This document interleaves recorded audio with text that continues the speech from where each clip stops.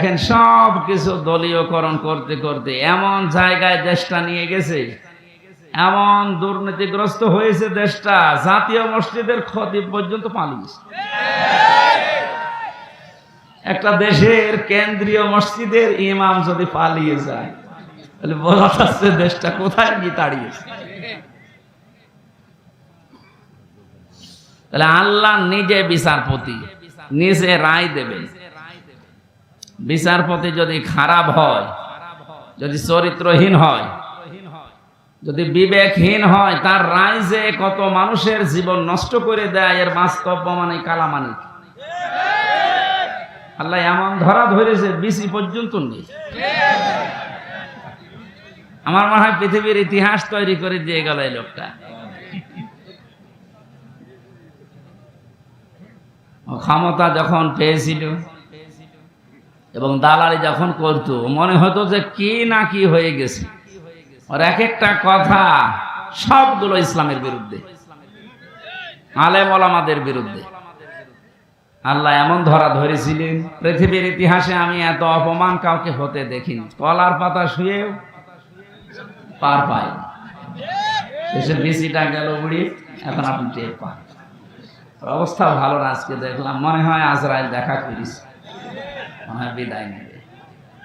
এটা তো গেল দুনিয়ার শাস্তি। আল্লাহ বলেন জালেমদের বিরুদ্ধে যেহেতু আমি নিজে মামলা দায়ের করব, ওটা যে কি করব, আমি কি রায় দেব কেউ জানে না।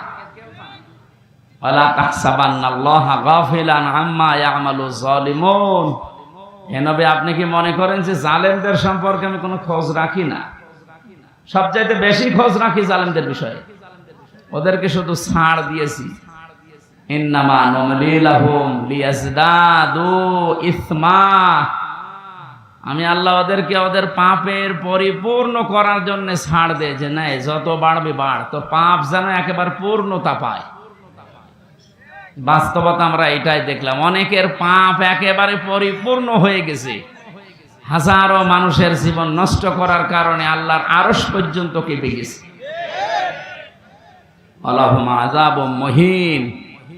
আল্লাহ তাআলা বলেন ওদের জন্য আমি অপমানজনক শাস্তির ব্যবস্থা করে রেখেছি। বলেন নাউযুবিল্লাহ। এই জন্য যারা জালেম, আপনার দুনিয়া শেষ, আপনার আখিরাতও শেষ। আপনি আরো ভয়ঙ্কর বিপদের দিকে যাচ্ছেন। এই জন্য আমার আহ্বান থাকবে, জালেম যারা তারা এখন থামবে। কারণ জালেমের কিন্তু তওবাও কবুল হয় না। ফেরাউনের তওবা কবুল হয়েছিল, কিন্তু এতটুকু বলেছিল আন্নাহু লা ইলাহা ইল্লাল্লাহ বলতে পারেনি। ও যখন ডুবে যাচ্ছিল, একবার উপরে ওঠে আবার পানির নিচে যায়, ফেরেশতা জিবরাইল এসে কাঁদা হাতে নিয়েছিল। তাফসীরে ফি জিলালিল কোরআন, ও যখন বলবে লা ইলাহা ইল্লাল্লাহ বলতে যাবে, তখন এসে মুখের উপরে কাদা লাগিয়ে বসে, তোর আর বলার দরকার, কারণ তুই যা করেছিস। এখানে যারা অত্যাচারী হয়, যারা জুলুমবাজ হয়, এই মানুষগুলো যদি মনে করে শেষে ভালো হয়ে যাব, না, তাদের আর তওবা কবুল হয় না। কারণ তাদের পাপের কারণে তারা শেষে ডুবে মরে।